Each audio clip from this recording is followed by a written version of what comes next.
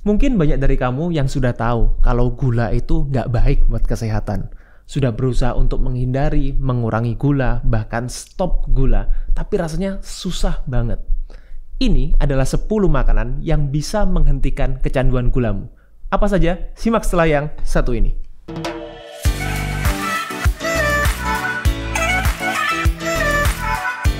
Oke, jadi sebelum masuk ke materinya, saya akan intro dulu, saya perkenalkan dulu yang ada di meja ini, Healthy Cook. Jadi Healthy Cook ini adalah provider makanan sehat yang berdomisili di Surabaya.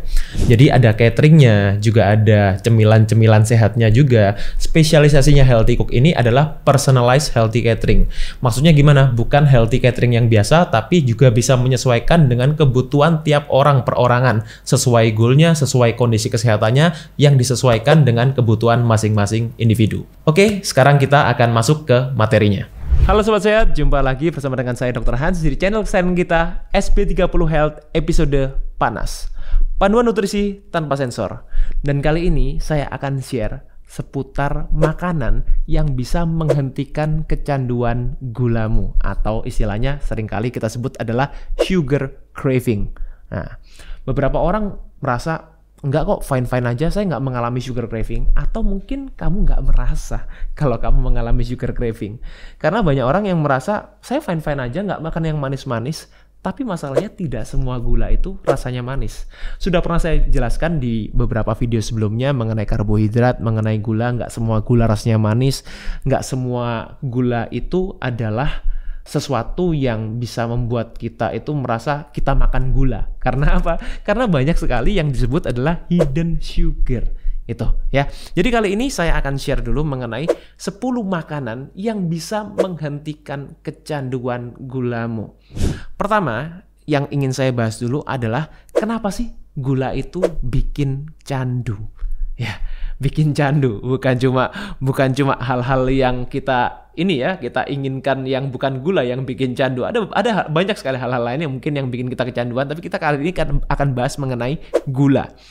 Gula itu bikin candu karena pertama, dia merangsang suatu reseptor di otak kita yang itu adalah kita sebut adalah reseptor opium atau opiate receptor. Maksudnya apa opiate receptor itu? Itu sama dengan reseptor di dalam otak kita yang terangsang ketika kita konsumsi opium atau seperti heroin, drugs, dan lain-lain yang kita selama ini kenal dengan istilah narkoba. Yes, jadi gula itu merangsang suatu senyawa, mengeluarkan suatu senyawa yang disebut adalah beta endorphins. Jadi beta endorphins ini dia bekerja di suatu reward system di otak kita, ya di kecil di sini ya, di mesolimbik namanya. Itu namanya ada suatu organ yang namanya adalah nucleus accumbens. Nah, nucleus accumbens ini adalah suatu kita bilang organ yang dia itu bisa memberikan reward, memberikan suatu pleasant, memberikan suatu kenyamanan, itu suatu sensasi rasa nyaman ketika kita itu mengkonsumsi beberapa substance. Salah satunya adalah gula itu ya. Jadi ini merangsang dan memberikan kita, kenapa sih kalau kita makan gula itu kita akhirnya merasa happy meskipun itu hanya 5 atau 15 menit pertama, at least itu ngasih kita rasa happy. Ya efeknya kurang lebih sama seperti kalian konsumsi drugs buat yang sudah pernah coba. Kalau saya belum pernah juga ya. Yang kedua, ini juga memberikan withdrawal effect. Nah, ini adalah salah satu syarat suatu substance dikatakan adiktif ketika dia memberikan withdrawal effect. Apa sih dok withdrawal effect itu? Withdrawal effect itu suatu efek, suatu dampak di mana ketika kita tidak mengkonsumsi ini, kita sudah biasa mengkonsumsi, kemudian kita tidak konsumsi, akhirnya kita merasa ada sesuatu itu yang very irritating, ganggu banget. Ganggunya gimana? Biasanya akan memberikan kita kecemasan, sakit kepala, ya, kemudian mood swing dan lain-lain. Itu adalah withdrawal effect yang biasanya ditimbulkan karena efek substance atau bahan yang adiktif. Itu. Yang ketiga, ini juga menimbulkan suatu ketergantungan, ya, ketergantungan dengan karbohidrat. Maksudnya apa? Ini berkaitan dengan produksi energi dalam tubuh kita. Sebetulnya energi selama ini, kenapa sih banyak orang selama ini selalu berpikir, oh kalau kita mau berenergi, kita mau punya tenaga, kita harus makan karbohidrat. Atau salah satu karbohidrat yang paling sering orang tahu adalah gula, ya. Nah, gula itu memang salah satu jenis karbohidrat dan ini memberikan kita energi. But, ya dengerin. Tidak satu-satunya sumber energi. Karbohidrat itu bukan satu-satunya sumber energi. Atau gula itu bukan satu-satunya sumber energi. Tubuh kita masih bisa menghasilkan energi dari sumber yang lain. Salah satu yang sering saya katakan adalah lemak. Lemak itu bisa dipecah dalam tubuh kita menjadi asam lemak dan gliserol. Dan itu juga bisa menjadi sumber energi dalam tubuh kita. Bahkan protein itu juga bisa menjadi sumber energi dalam tubuh kita. Jadi it's not only sugar, it's not only carbs that can turn into energy. Dan yang terakhir, ini juga berkaitan dengan kondisi emosional. Nah, ini biasanya berkaitan dengan kebiasaan. Buat teman-teman yang mungkin punya kebiasaan, saya kalau nonton TV, nonton YouTube, nonton apapun, saya harus sama ngemil nih. Dan ngemilnya seringkali adalah seperti potato chips, keripik, kemudian juga makanan-makanan sumber karbohidrat yang lain, roti dan anything. Ya, jadi itu adalah suatu kebiasaan yang akhirnya sulit untuk lepas. Jadi makan karbohidrat, makan gula terutama, ini berkaitan sekali dengan condition emotion. Jadi emotional conditioningnya sangat-sangat berkaitan. Dan ini yang biasanya juga terlepas dari faktor tubuh fisik, tapi juga lebih ke arah psikisnya. Dampaknya apa sih, Dok? Kalau kita itu akhirnya, what is the effect? Dampaknya apa? Kalau kita itu dalam arti tidak men-treat atau kita tidak mengatasi sugar craving ini. Dampaknya apa sih? Yang pertama, dampaknya yang paling mudah, yang paling levelnya itu low, paling awal, kamu akan merasa mudah lelah. Ya, mudah lelah, mudah capek. Level energinya itu kurang tinggi, kurang besar, level energinya kurang sustain. Kemudian juga mudah mengantuk. Ya, biasanya istilahnya adalah food coma. Setelah makan siang, setelah makan pagi, nggak lama ngantuk. Nah, ini adalah dampak dari sugar craving. Yang kedua apa? Adalah obesitas. Nah, ini obesitas itu bukan cuma sekedar overweight, tapi juga ketika levelnya itu sudah di atas overweight. Kita sebutnya adalah obesitas. Dan yang paling sering, yang tandanya adalah kita mengalami perut buncit. Ya, jadi perut buncit ini adalah salah satu indikator central obesity, ya, midsection, dan yang ini paling banyak berkaitan dengan masalah-masalah kesehatan.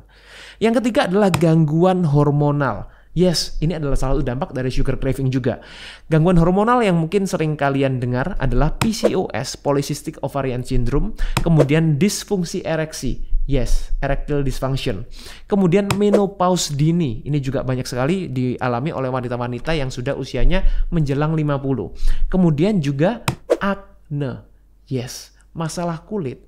Ini juga sangat berhubungan dengan hormonal. Dan salah satu yang paling banyak, paling sering adalah akne, jerawat. And yes, it's related to sugar craving.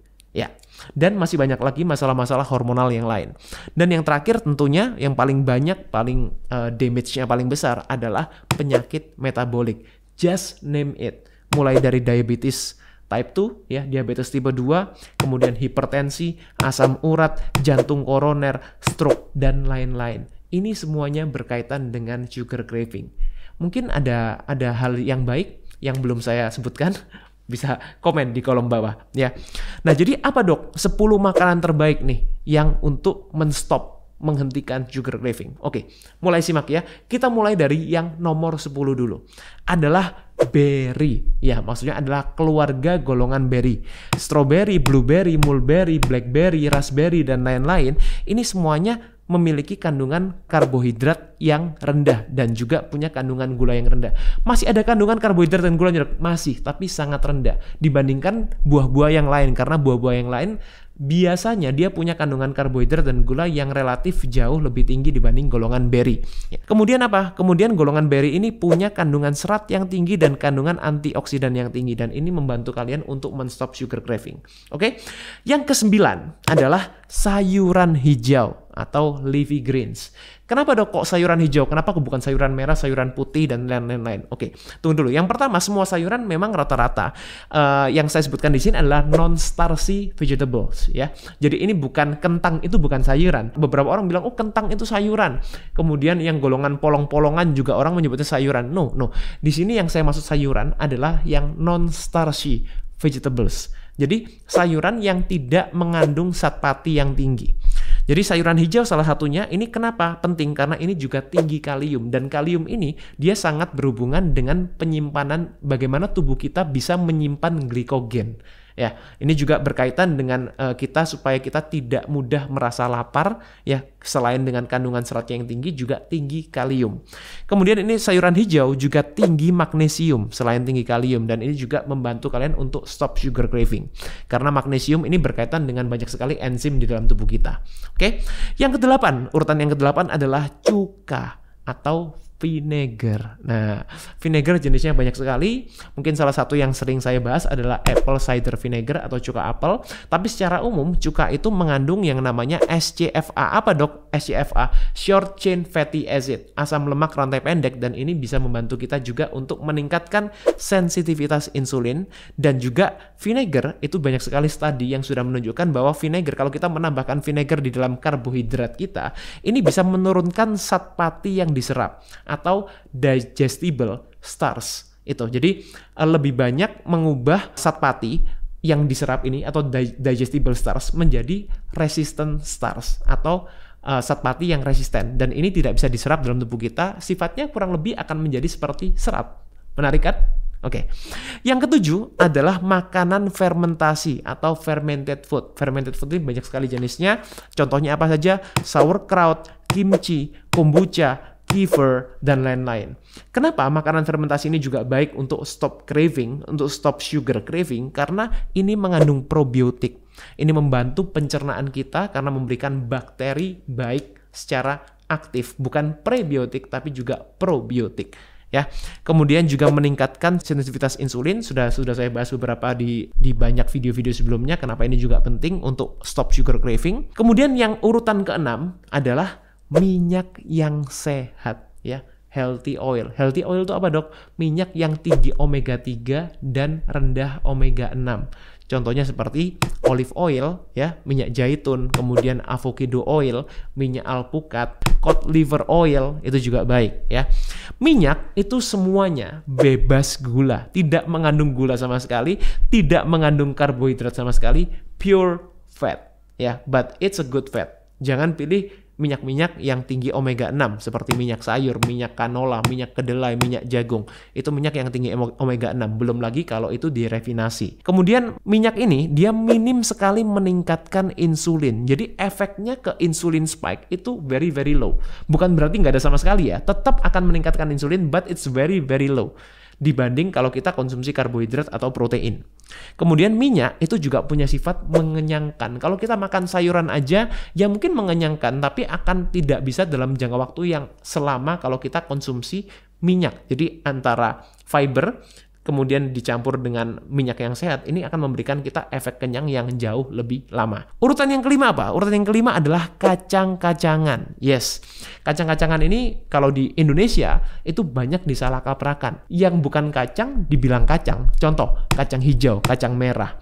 Itu bukan kacang-kacangan. Kacang Arab itu bukan kacang-kacangan. Itu adalah golongan beans, ya, golongan beans. Beans itu masalahnya kalau ditranslate di Indonesia tetap kacang, ya. So kacang yang saya maksud di sini adalah golongan nuts. Ya, seperti apa? Almond, macadamia, walnut, pistachio. Itu adalah golongan kacang-kacangan.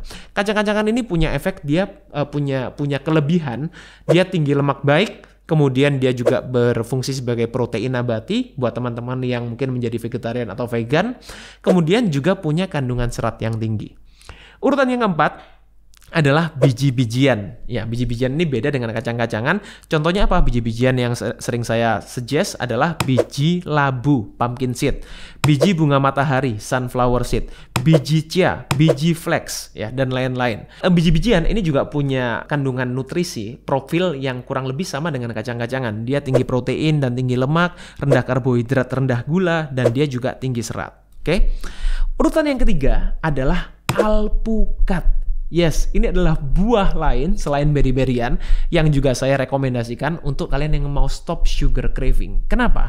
Karena alpukat ini sekali lagi juga tinggi kalium, kemudian juga rendah karbohidrat dan rendah gula dibandingkan dengan buah-buah lain yang secara umum tinggi karbohidrat, tinggi gula, dan juga ini juga mengenyangkan dalam waktu yang lama. Kalian bisa konsumsi langsung, kalian bisa campur ke salad kalian, bisa ditambahkan kacang-kacangan, biji-bijian, bisa diolah menjadi bumbu, dressing, dan lain-lain, tapi jangan ditambahkan kental manis. Ya.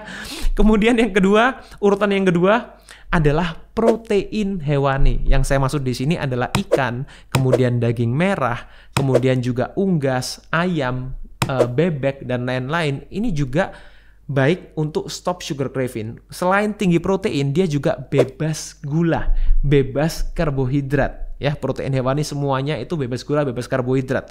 Dan juga padat nutrisi, memberi kita nutrisi yang kompak di dalam tubuh, dan ini bisa membantu kita untuk stop sugar craving.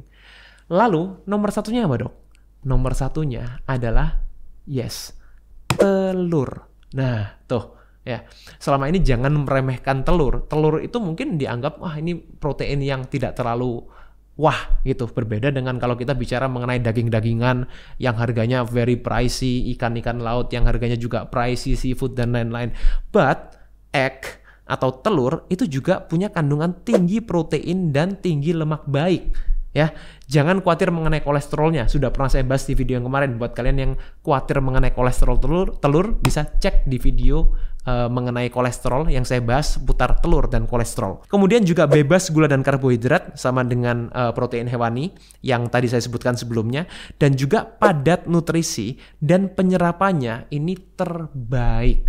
Jadi net protein utilization atau NPU-nya, net protein utilization-nya itu paling baik dari protein hewani yang lain, telur. Yes, jadi itu adalah makanan-makanan yang bisa membantu kalian untuk stop sugar craving. And last but not least, solusinya gimana, Dok? Untuk meng-apply-nya, untuk mempraktekannya gimana, Dok? Oke, yang pertama yang ingin saya sarankan, pertama, lakukan secara bertahap. Kalau mau melakukan perubahan pola hidup, ya, salah satunya untuk stop sugar, lakukan secara bertahap. Jangan langsung kalian ingin melakukannya tuh, oh ya saya ingin stop sugar, saya ingin langsung olahraga, saya nggak mau, saya berhenti merokok, saya berhenti minum alkohol dan lain-lain. No. Jangan lakukan semuanya sekaligus. Kalau kalian mau melakukan perubahan pola hidup, lakukan satu persatu. Ya, fokus ke stop sugar craving-nya dulu. Kalian fokus ke pola makan dulu. Jadi stop sugar craving lakukan dengan perubahan pola makan yang tadi saya sudah katakan, ya, dengan makanan-makanan yang sudah saya anjurkan tadi, yang sudah saya share. Jangan lakukan perubahan pola hidup ini secara langsung menyeluruh. Karena apa? Ini adalah resep dari kegagalan. Ya, ketika kalian melakukan perubahan pola hidup secara menyeluruh langsung. Karena apa? Kebanyakan orang akan merasa overwhelmed, akan merasa terlalu susah kalau melakukan semuanya sekaligus. Itu bukan berarti yang lain nggak perlu ya, yang lain perlu, tapi lakukan step by step. Orang itu secara studi, ya secara research akan bisa melakukan kebiasaan baru yang baik itu selama 3 minggu ketika dilakukan selama 21 hari. Jadi at least lakukan stop gula ini, ya, lakukan satu kebiasaan baik, menambah satu kebiasaan baik selama ya at least 1 bulan lah. Kemudian baru kita lakukan kebiasaan baik yang lain, ya. Yang kedua adalah stop sugar at all. Loh, tadi katanya suruh bertahap. Yes, bertahap untuk kebiasaan-kebiasaan yang lain. But when we talk about sugar, stop sugar at all. Banyak orang punya masalah seperti ini. Oh ya, saya kurangin aja deh. Yang biasanya saya makan atau minum yang biasa gulanya 2 sendok makan. Sekarang kita konsumsinya cuma 1 sendok makan aja atau setengah sendok makan. Atau kalian pilih minuman-minuman kemasan yang less sugar. Banyak nggak yang seperti itu? It won't help you. Trust me, it won't help you. Itu sama kalau kalian ini saya buat yang contoh ekstrim ya. Kalau biasa orang konsumsi drugs atau ngomong heroin, biasanya konsumsi 5 gram. Sekarang konsumsi 2 gram aja deh. It's still heroin, it's still drugs, ya. And it won't help you like bener-bener lepas dari drugs, itu nggak bisa. Itu sama dengan sugar. Jadi ketika kalian mau stop sugar craving, stop sugar at all. That's the best way to stop sugar craving. Jadi jangan kalian ya dikit aja deh, nggak, no. Ya, jadi beberapa mungkin bisa saya sarankan yang bisa membantu adalah diganti. Ya, diganti mungkin dengan pemanis alami. Beberapa yang saya sering sebutkan adalah seperti stevia, monk fruit, itu bisa membantu. Ya, tapi untuk sugar, jadi kurangin jumlah gula, gantikan dengan madu, no. Gantikan dengan gula aren, gula jawa, gula merah, brown sugar. No, it won't help you. Trust me. So stop sugar at all. Dan yang terakhir adalah replace with something good. Ya, seperti yang tadi saya sebutkan 10 makanan terbaik. Ketika kita bicara mengenai nutrisi, kita tidak bisa menghilangkan atau mengeliminasi satu, lalu kita tidak menggantikan dengan yang lain, ya kan tubuh kita tetap perlu energi. Dan gula itu adalah salah satu sumber energi. Jadi kita perlu menggantikannya dengan sumber energi yang lain. Dan yang paling sering saya sarankan adalah kita gantikan dengan lemak baik. Atau kita gantikan dengan makanan-makanan yang 10 makanan yang saya sebutkan tadi. Jadi kita gantikan dengan sumber yang tepat, proses pengolahan yang tepat, dan tentunya juga dengan porsi yang tepat. Semoga ini bisa membantu teman-teman yang ingin stop sugar craving, dan buat teman-teman yang ingin mendengarkan podcast atau bincang-bincang saya seputar kesehatan yang lain, bisa juga cek di channel saya, Triple H, How to be Happy and Healthy. Semoga bermanfaat, stay fit and stay healthy. Nah, jadi apa dok 10 makanan terbaik nih yang untuk menghentikan sugar craving? Oke, mulai simak ya. Kita mulai dari yang nomor 10 dulu. Adalah berry. Ya, maksudnya adalah keluarga golongan berry. Strawberry, blueberry, mulberry, blackberry, raspberry, dan lain-lain. Yang ke-9 adalah sayuran hijau atau leafy greens. Urutan yang ke-8 adalah cuka atau vinegar. Nah, yang ke-7 adalah makanan fermentasi atau fermented food. Fermented food ini banyak sekali jenisnya. Contohnya apa saja? Sauerkraut, kimchi, kombucha, kefir, dan lain-lain. Kemudian yang urutan ke-6 adalah minyak yang sehat, ya. Healthy oil. Healthy oil itu apa dok? Minyak yang tinggi omega 3 dan rendah omega 6. Urutan yang kelima apa? Urutan yang kelima adalah